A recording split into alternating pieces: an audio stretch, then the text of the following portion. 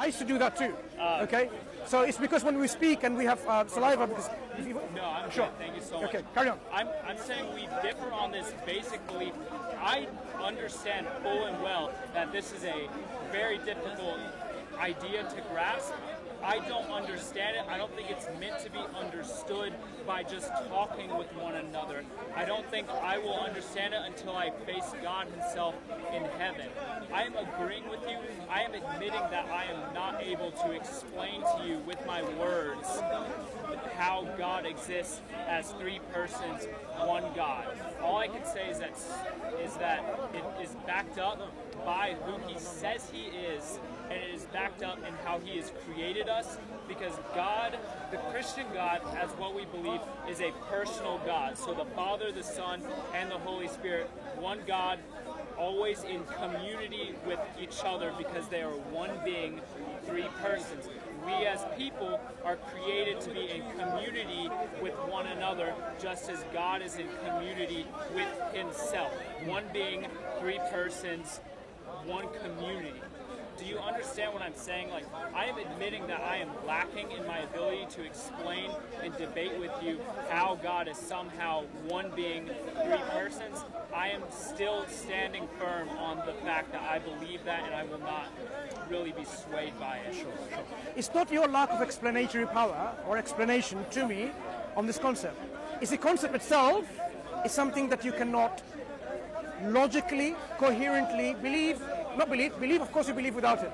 You cannot be coherent in this belief system. I'll tell you why. Because if you went to a Christian, okay, So if you went, if you may I respond to that? But the before- statement? May I respond real quick to that but- statement? Just get something on record, because I know you're taking record. I'm okay with that. The reason why it's incoherent and unable to be explained is because it's not a human concept. It's far, far, far beyond what humans can conceive. You would agree that we are limited in our mind, in our ability to understand. We are inherently created limited. So why when we're talking about a being that is supernatural, so far beyond what we can ever hope to understand or be? How you doing? Sorry, I talked to him earlier this week. Why would we be able to somehow explain logically and with our words something that is so far beyond us? Like, Okay. I'm understanding your issue with it. I'm saying that it's not supposed to be able to be easily communicated with our words. what I would like to say is this. This is something fundamental for our understanding of God. Right. Fundamental. Right, and I'm It is this. agreeing with you. God did not create us here and leave us alone without any guidance. Of course not. He communicated with us. Right. One of the essential part of communication is that the one who communicates and the one who receives communication and what's communicated, these three steps we need to understand first of all. If I want to communicate to you something, কেমন আছো ভাই ভালো আপনার বাড়ি কোথায় বুঝতে পারেন না আমি কি বলছি আপনাকে I do not আচ্ছা understand. ঠিক আছে আমি আপনাকে এই এখন যে ভাষায় কথা বলতেছি এই ভাষায় বলবো না হ্যাঁ Have I made myself clear? No. Right. So if I want to communicate to you something, I have to make sure my communication is understood by you, the recipient. Right. And I communicated, and I failed in communicating to you because you did not understand the communication. Right. When God communicates to us, Okay. you expect his communication to be understood. He's not going to communicate to us in a way that we misunderstand or understand anything. If the nature of God was like this Trinity, which you cannot understand whatsoever, why would God even communicate something that will be not understood by anyone? So, Like for example, if you would not understand my communication, it will be unfair and unwise of me to communicate to you in a language that you would never understand, for example, right? So I would even stop from communicating to you in the very beginning because you would never understand this. Okay. If Trinity was a concept that is not understandable, it's incoherent, it's illogical, right? That's what the position of the church is throughout the centuries. It is a mystery. The word mystery is used to say you cannot explain it by logic or rationality. Yeah. Right. If this was the case, God shouldn't have even communicated about himself that he's a Trinitarian being. Why? Because it will be never understood. There are many things about God. Can I finish, my friend? Wait. Right. Let me finish, right. I will let you respond as time as you want. There are many things about this absolute God that we would not understand unless he reveals it to us in a way that we can understand it, right? Right. And do you really think God has explained to us about his absolute nature, all of it to us? We as infinite beings, we won't be able to fathom and understand and comprehend it. It goes by logic itself. The finite and the infinite, how can the finite grasp the infinite in its entirety? Impossible. Right. So, if God is absolute, he is not going to tell you something and waste this communication when you can't even understand it. So when you have this concept in your religion that he communicated something but no one understands it, you need to ask yourself, it doesn't make any sense that God would have communicated that he was a Trinitarian being when no one can understand it. It was a failure in communication. Okay. That's my first point. My second point is this. It is not that we don't understand it. We do. We clearly understand it. That Father is one God, the Son is one God, and the Holy Spirit is one God. So there's 1, 2, 3 gods. The problem arises when we say, but that's 3 gods, and you don't want to label yourself as a worshipper of 3 gods. You take offense. You say, no, I want to be a monotheist. That's the problem. So you try to say, no, that's not 3 gods, but 1 God.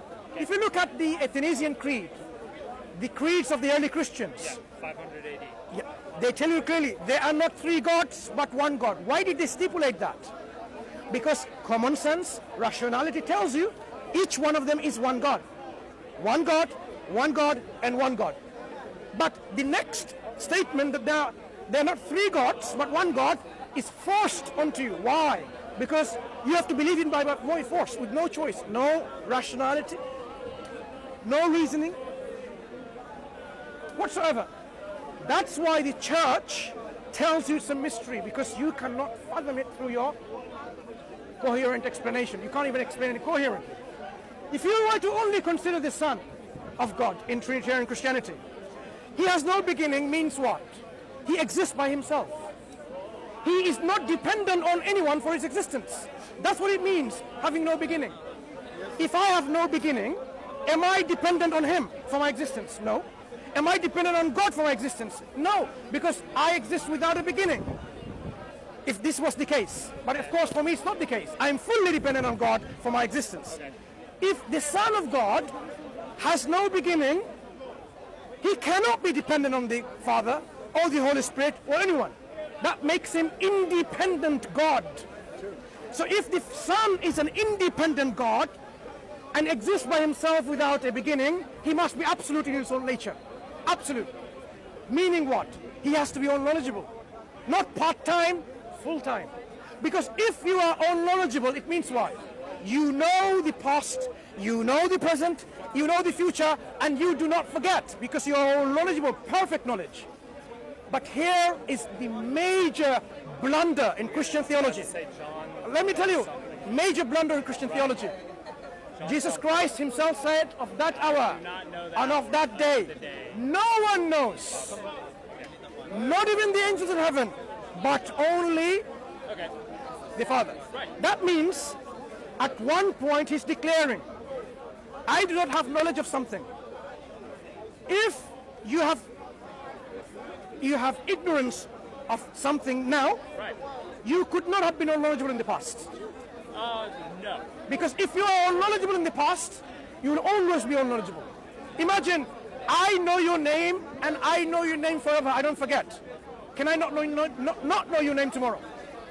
If you choose to forget it. How can I choose to go against my nature? Can God choose to go against his nature? Of course, he's God. Okay, so God is ever living. Can he stop living and be non-existent if he wanted to? Sure. Why not? Was he ever living to begin with? Well, he was always living and he always will. What does everlasting mean? Everlasting means he will have no end. Okay. If somebody you agree has no end, Okay. can they have an end? If they're human, no. No. Somebody, something, like God. You're trying to ascribe No, limitations not to limitation. what God can do. Perfection. If God is perfect, that he doesn't cease to exist at all, he's always going to exist. Ceasing to exist will be imperfection. And it would Being be against ignorant, his character. being ignorant will be imperfection. Imperfection. God is perfect. He always going to live. If he doesn't live and cease to exist, imperfection. Then he wasn't always everlasting in the begin with. You have to understand the principle of non-contradiction. If you affirm that someone is married, you cannot at the same time say he's a married bachelor. Can you have a married bachelor? In human understanding, no. No. See, In reason. We are differing fundamentally here. You are saying that because God is this, he cannot choose this. But what I am saying is that God is beyond human understanding. Here, I know you're not a fan of Paul. How do you know I'm not a fan of Paul? I may like Paul because I know he invented Christianity a lot. I give credit to Paul. In Philippians 2, Paul is writing to the church of Philippi, and he says that Christ the Son, chose to take on the form of man, chose to take on limitations so that we may be forgiven, so that he can live fully man and fully God and have the experience of being both at the same time.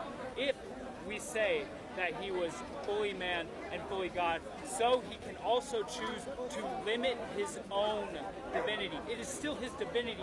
He is in full control as fully God. He is in full control of how he uses it, where he uses it, and what it's used for. Christ, by Paul's logic, has limited his divinity in that instance in John to not knowing being all-knowing, not being knowing beginning, in, and everything in between.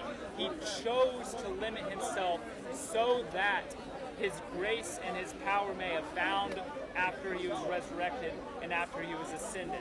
And so I understand where you're coming from. That verse is a hard thing for me to understand as well, but Paul in Philippians makes it clear that Christ chose to limit himself because he was humble, because he desired us to be saved, and that's the only way that it could have happened, and it could have been accessible for all people. Okay. Does that make sense? Does what I just say... It makes sense that Paul wasn't very clever enough.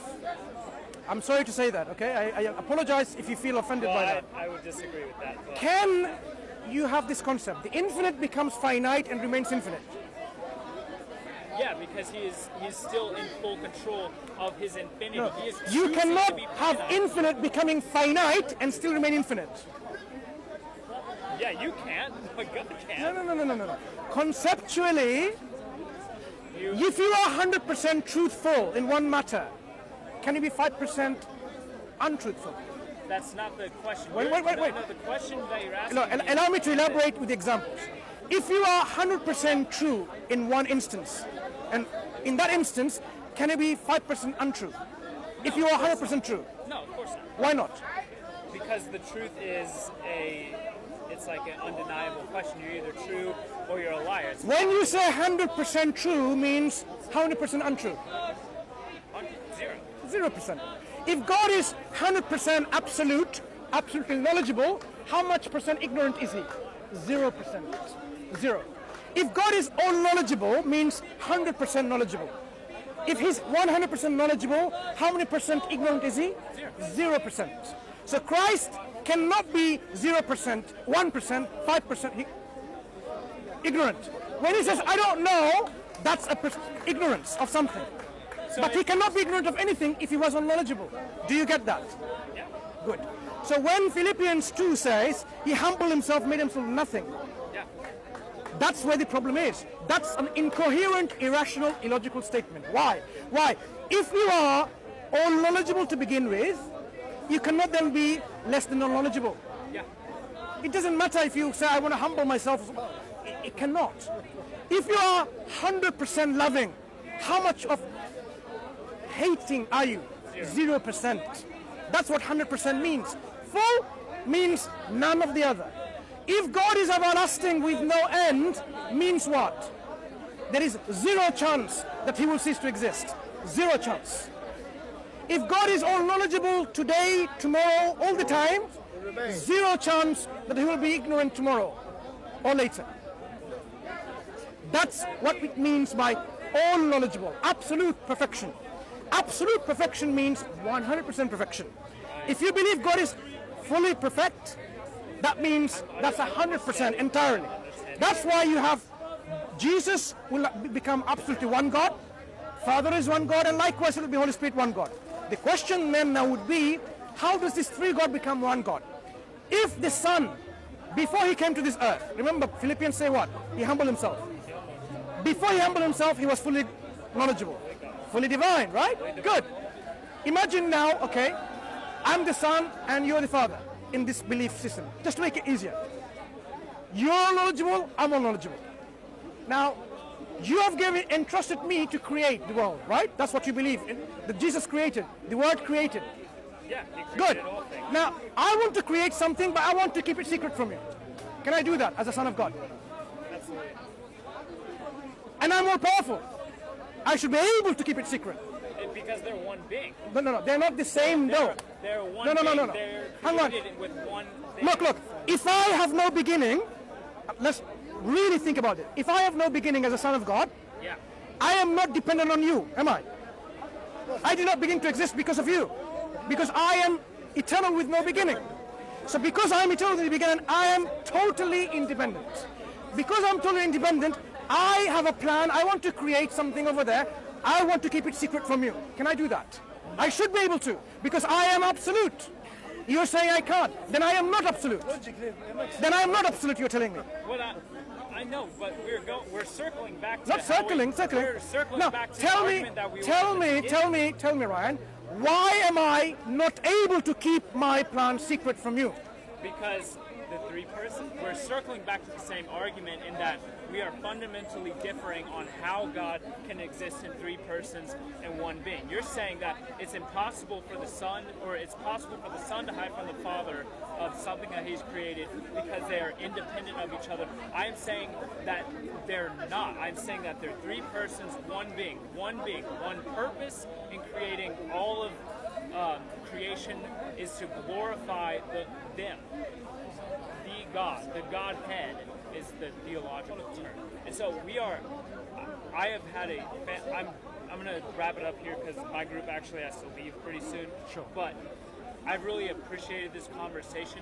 I think where you and I are fundamentally disagreeing is the Trinity, obviously, because it's Allah is one. Is it because it makes sense we disagree, or because it doesn't make sense we disagree? It's because I don't think that God ever intended it for it to make sense to finite we talked about and limited beings. God's communication, whether God would make His communication sensible or not. I don't think that God making something a mystery makes Him unjust. About Himself. Are you saying the very fundamental